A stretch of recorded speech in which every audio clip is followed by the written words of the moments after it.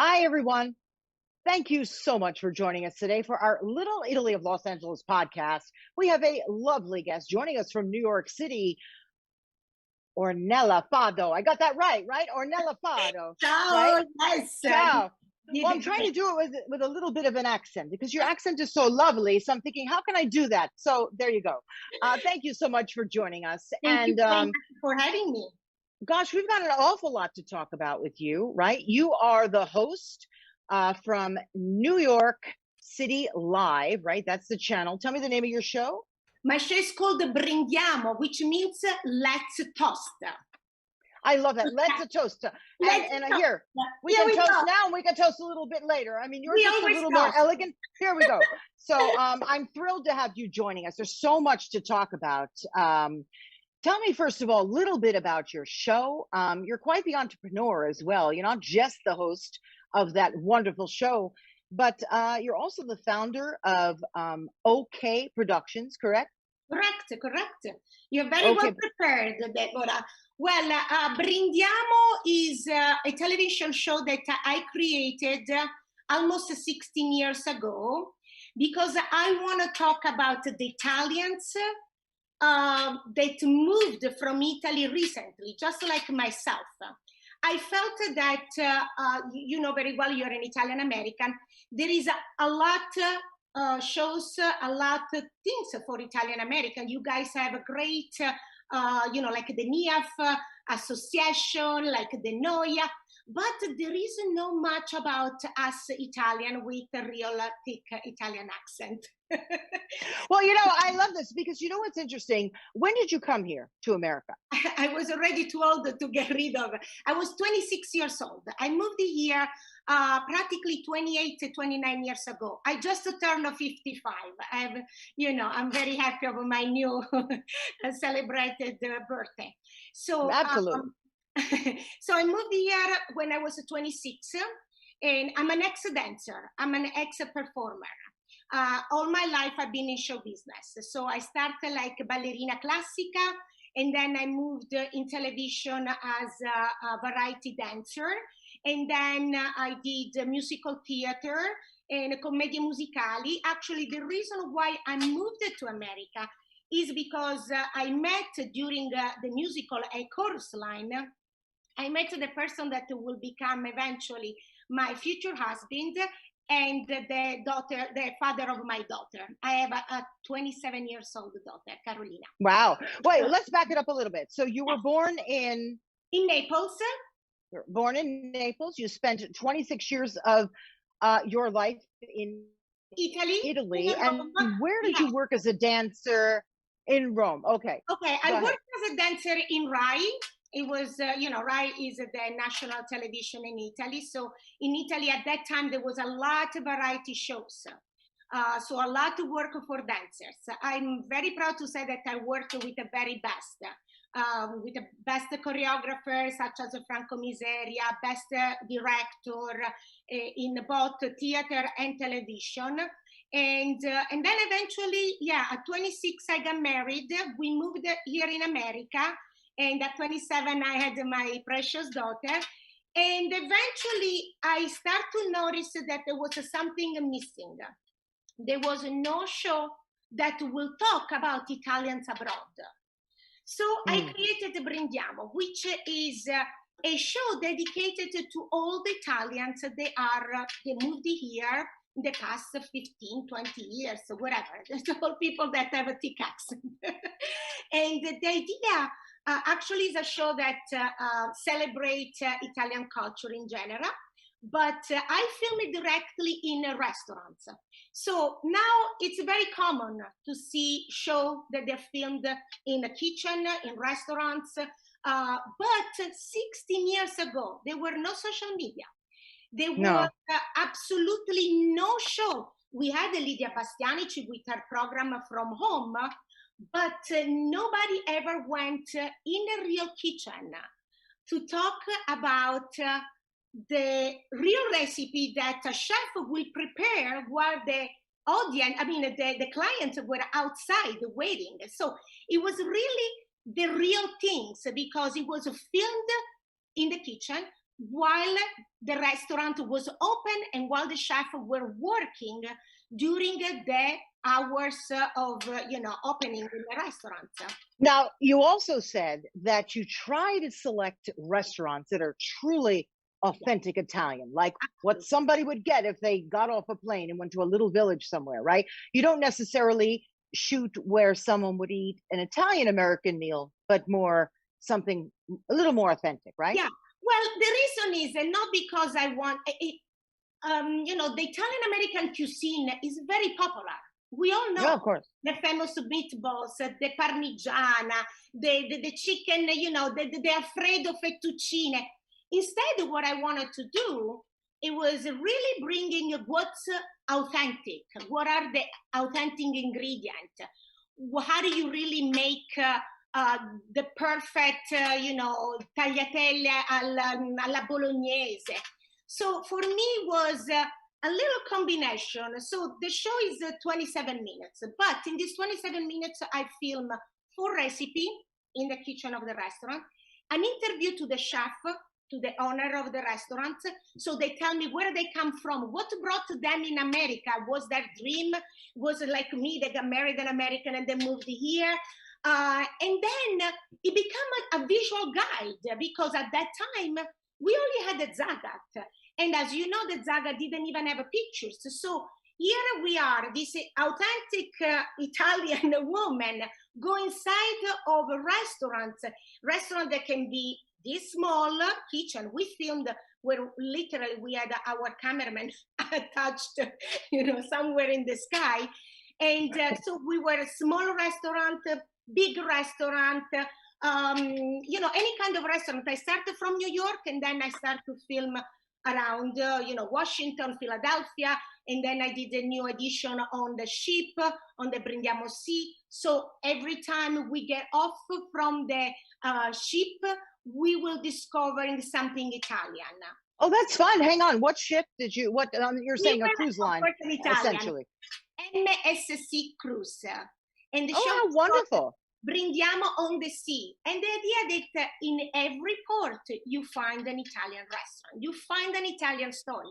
Brindiamo is also the only shows that give a welcome to Italian personalities. So I had the pleasure to have Massimo Ranieri, which he just turned 70 years old yesterday. So happy birthday to Massimo. Or Barbara D'Urso, which is a big star, Edoardo Bennato, Raf, Ron, a lot of TV personality. When they come to America, they don't have a show to introduce themselves or to introduce their tour or their book or whatever it is. So I felt the need to introduce and share the Italian celebrities with Americans. Oh, that's absolutely fascinating. So do you do your show every week in New York? Well, as you know, in the past years, unfortunately, I couldn't film, but the show is a weekly program. We're airing every Sunday at 1:30, lunchtime, perfect, talking about food. Then there is a rerun.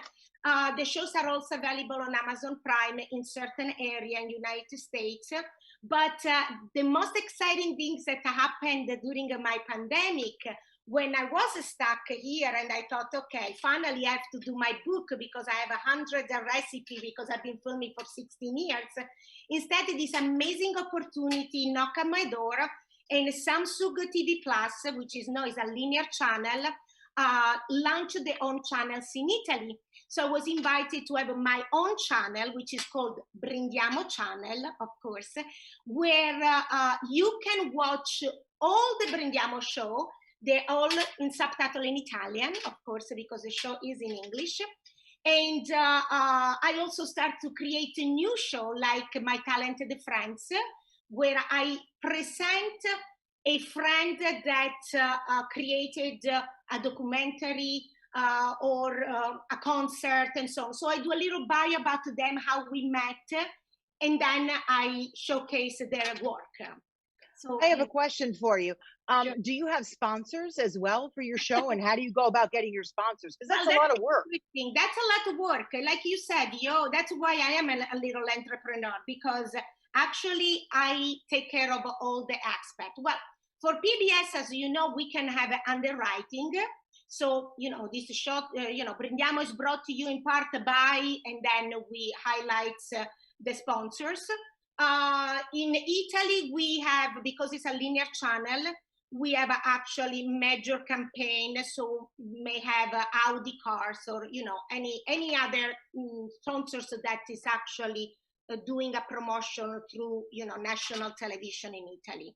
So, but yes, as you know, that is the challenging of, I can do a show like that, but, before I go there, we have to find the sponsors to allow us to put our stories on air. Absolutely. So let's go back a little bit to Italy, right? And coming here at the age of 26. What was that like for you? Because did you speak English well? Did you have to learn English? Because you also told me that when you first came here you're shaking your head, with an accent, people were like, they weren't as receptive, right? So let's talk about that a little bit. Let me tell you. So first of all, it is interesting because I never came in America because I had the American dream. My dream was to be a performer, which I did. And I started, like I said, as a ballerina point, ending to be a musical theater and a triple threat on Broadway shows in Italy. I couldn't speak English, absolutely not. When I came here, I learned a few words like, hi, my name is Ornella, I'm getting married in a month, and that's it, So I had to learn the languages. As you can see, I still make a lot of mistakes. And a big help was my daughter, because I practically grew up with her, and I learned through her, the nursery school and the kindergarten. So, and I remember my ex-husband, the father who said, try to learn English before she learned English. Right, so you could speak to her in English. I understand. But no, I great. speak with her in Italian, actually. He said, you don't want that she has to translate to you when you go to school and the teacher wants to talk to you. So, and I think I was always, as you can see, I love to talk. So there was no way that I would be quiet in my life here in America. So, no, I have to tell you, you're making this interview very easy. I hardly have to ask you a thing because you've got so many great stories to tell me. It's like you go from one story to the other, and I'm thinking, what a fascinating woman you are. It's just lovely. Thank you Absolutely so much. Lovely. It's such a pleasure. I don't want to take your place, though, so I can. No, believe me, not at all. I just think you're so fascinating. And you have such, I don't know, you're just so passionate for everything you do. I absolutely love it. Yes. So, exactly what you said is so true. My daughter, when she was a little girl, she was modeling and acting. And sometimes, do you remember those beeper that we used to have? I had a beeper for my daughter, the little... Yeah. A beeper, just a beeper, yeah. Right?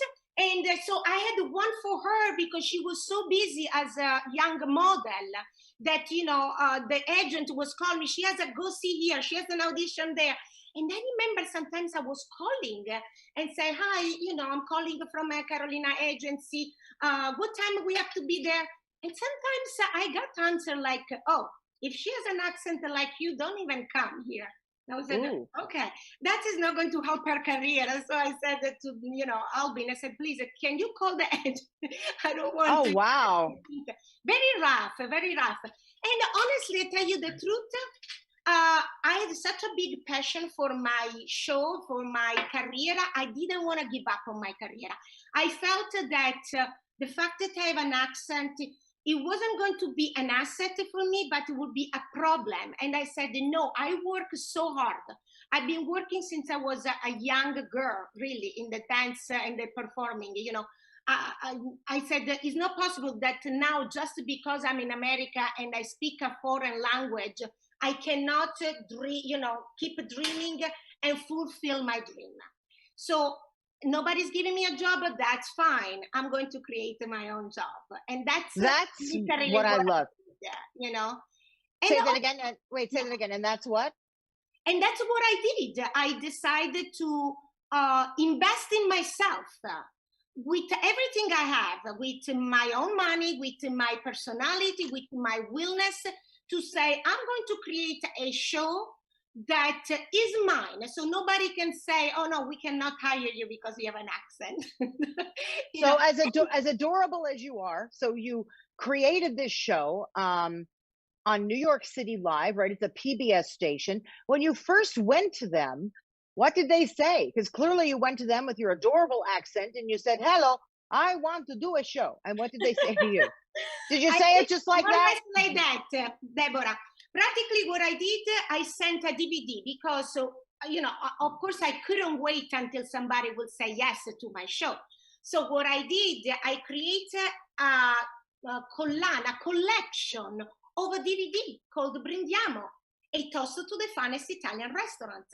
And I remember to take first the pictures with the flowers and the spumante bottles, So I did that. I created this series. I packaged very well because I love to do nice things. That's why I don't do much, just interview in the street with the phone and things. Those are, I really do production. I like the art of television. I don't just want to be on TV. It has to be beautiful. So what I did, I sent them the first episode and they watch it and they asked me for the second episode and they watch it, they asked me for the third. At the fifth episode, they said, oh my God, they're going to me and ask me for the sixth episode. I don't have it.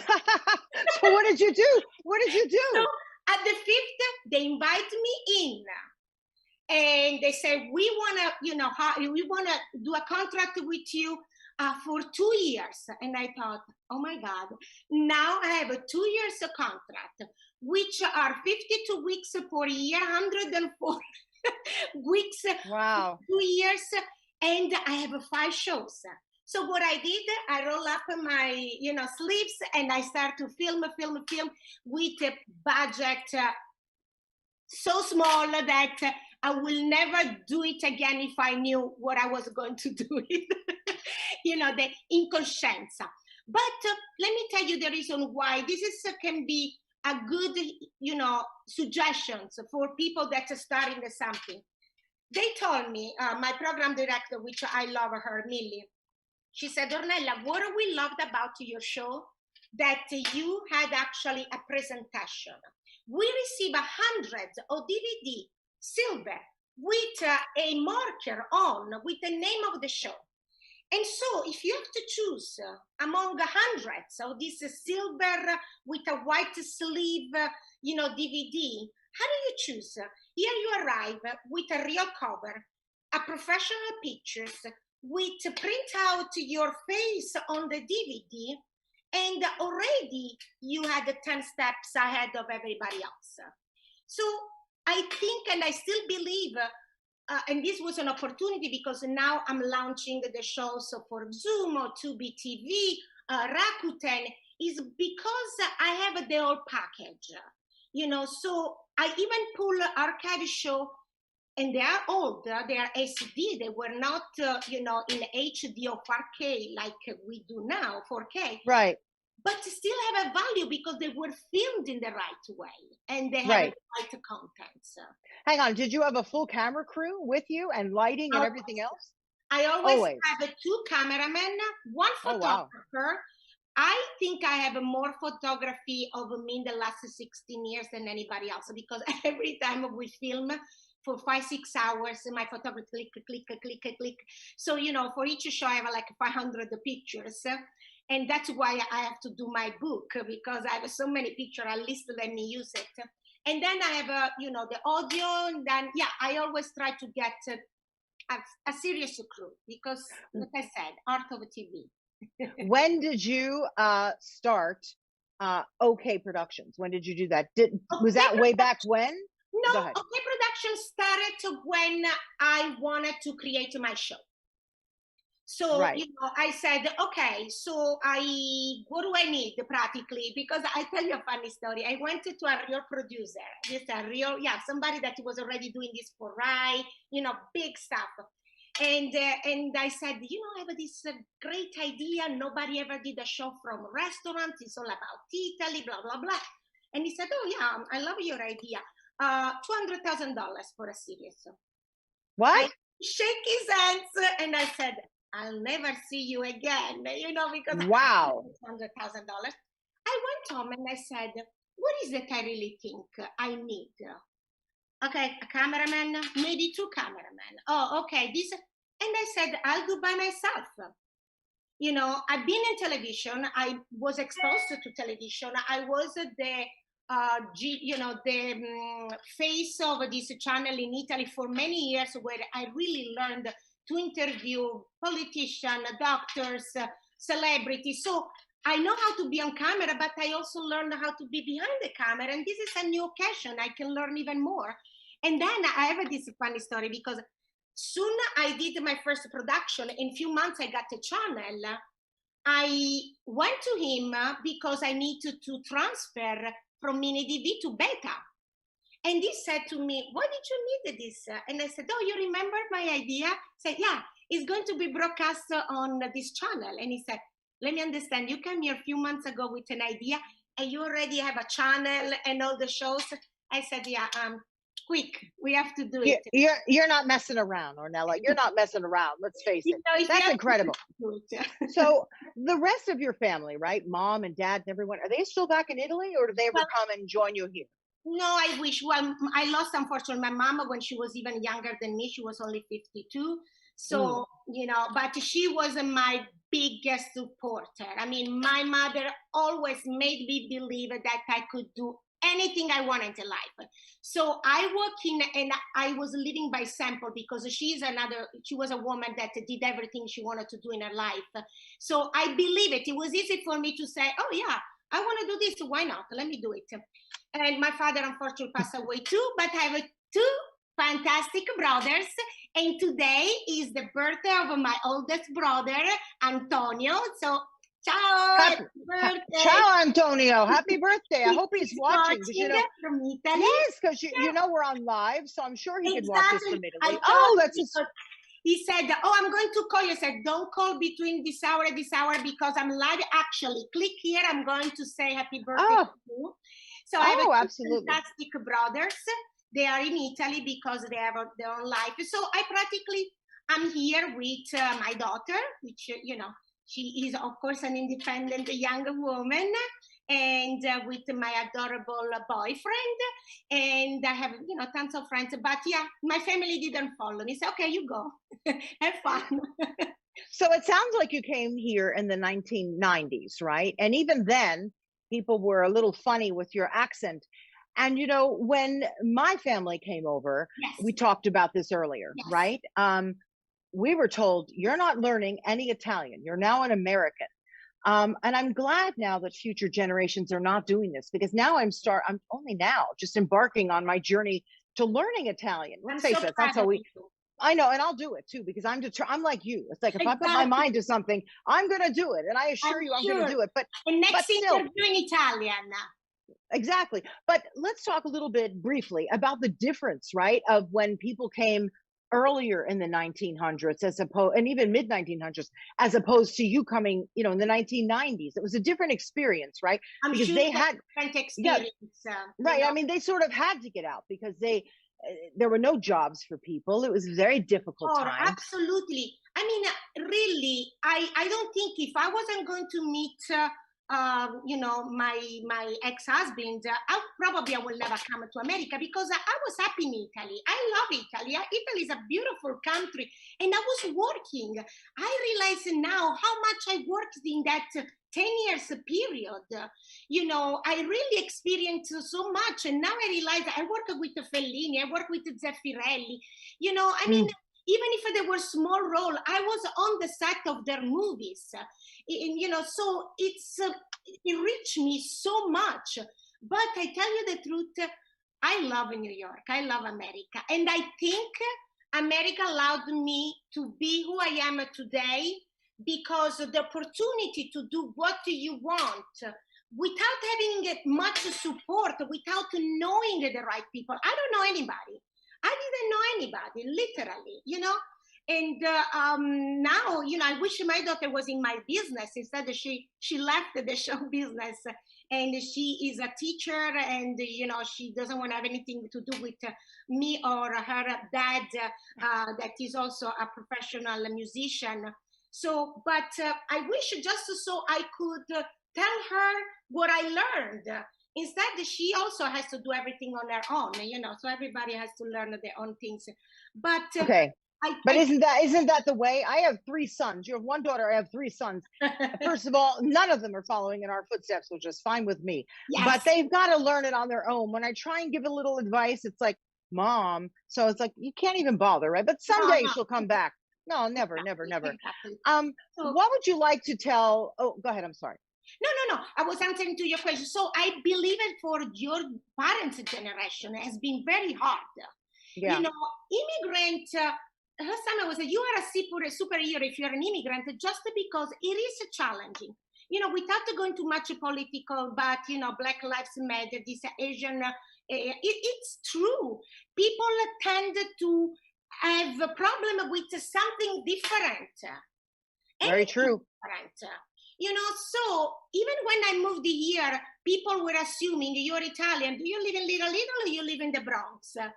And I'm thinking, why? I cannot live in Manhattan. And here's a big one. They always assume that you've got family in the mob, right? Absolutely. I know, like growing up, because I grew up in New Jersey and Florida, right?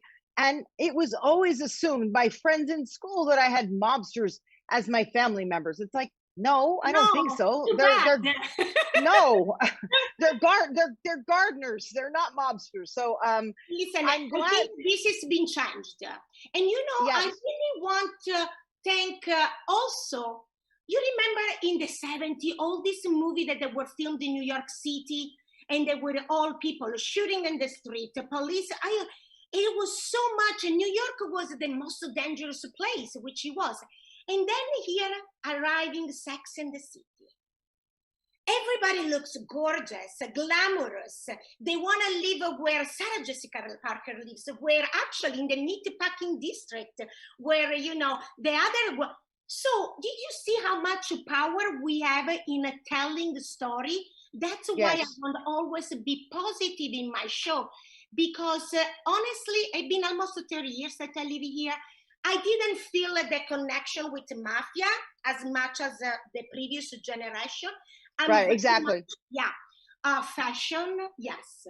Food, absolutely. Yes. So, tell me what you're working on next. How can we find your shows, and what can we expect from you? Because I know we'd love to have you when you come out to Los Angeles, visit us here at Little Italy in Los Angeles, because we're a fairly new designated district here in LA, because there's lots of us Italians here, and we're so excited about it. So we'd love to invite you to visit us here. Thank you so very much.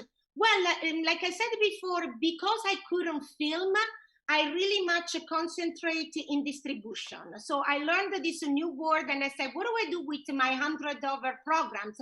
Oh, let me start, distribute in Italy as well in United States. And of course, I can't wait to go film again, maybe new shows. I was thinking a series from Dubai, more international. Italians are all over the world. So I want to go with my camera and tell their story to the world. That's very exciting. And anything else you'd like to tell our audience about you, about your entire journey these past 28 years that you've been here in America, doing things your way as an Italian in America? What would you like to tell people? I think pretty much we said everything I wanted to say, right? I love America. I love New York. I've been living here for so many years. And I'm grateful for the opportunity that I was able to create by myself. I hope people can start to also understand that it's okay to have a TV hostess that has an accent. You can only get some benefits, like learning a new language. There is somebody very nice did an interview to me and said, an accent is a person that talks a language that you don't understand. It's so true. I never want to feel that it was an issue. And it could be, because again, maybe in Wisconsin, they do not understand me. In New York, it's easy. We are foreign. you know? That's very true. And same here in Los Angeles. I mean, there's so many different languages spoken here. We're used to it, right? One more thing before I let you go. Any restaurants that are a must when we come to New York? When you come to New York, oh my goodness, I have so many great restaurants, you know, and now I'm trying to not offend anybody, but La Masseria is, if you love Puglia, Pugliese food is fantastic. Raffaele is in Westchester. I did a show from him. Napoletan, great. Sicilian. I mean, where are you from? Your family's from? My family is from Avellino, which is just out. Yeah, just outside of Naples, and a little town called San Barbado. Okay. And Monocosari. They're right next door to each other in the region of Avellino. Yes, I will bring you to a restaurant that's called Pizzarte, and he's from Avellino. He's a lawyer, and he owns this beautiful restaurant. So it's called the Pizzarte because the pizza, they make a lot of pizza, but all other kind of delicious food. And the surrounding is like an art gallery. Oh, so, that's exciting. Where is his restaurant? In New York? The restaurant is in Midtown. Closer to the Love Sculpture. Oh, well, you have to tell me off the air where it is. I'd love to connect with him. That's so exciting. I love that. I have a guide. It's called the Brindiamo Guide, where I feature a lot of Italian restaurants. Oh, that's wonderful. So they can look up your guide. They can look up your show. And maybe they'll even catch you on a cruise one of these days as well. That would be very exciting. I can't wait to go back on a cruise. Yes. Oh, and if I feel better, you will be my guest. You know what? I would enjoy that so much. So you could do it from Italian. I'll do it in English. How's that? So Here we go. Here we go. Well, thank you so much, Ornella Fado. Thank you so much for joining us on our Little Italy of LA podcast. You are delightful. You're absolutely charming and delightful, and a terrific entrepreneur. All the work that you've done, starting a production company. Somebody says it's too much money. It's like, I don't think so. And you just start your own thing. That's a girl after my own heart. I love that. So thank you so much. Can I do something? Can I brindiamo? I toast to you, to your fabulous audience, and everybody that is watching us now. Ciao, grazie. Ciao, grazie. And thank you so much, everybody, for being here. I am your host, Deborah Zara Kobylt, and we look forward to seeing you next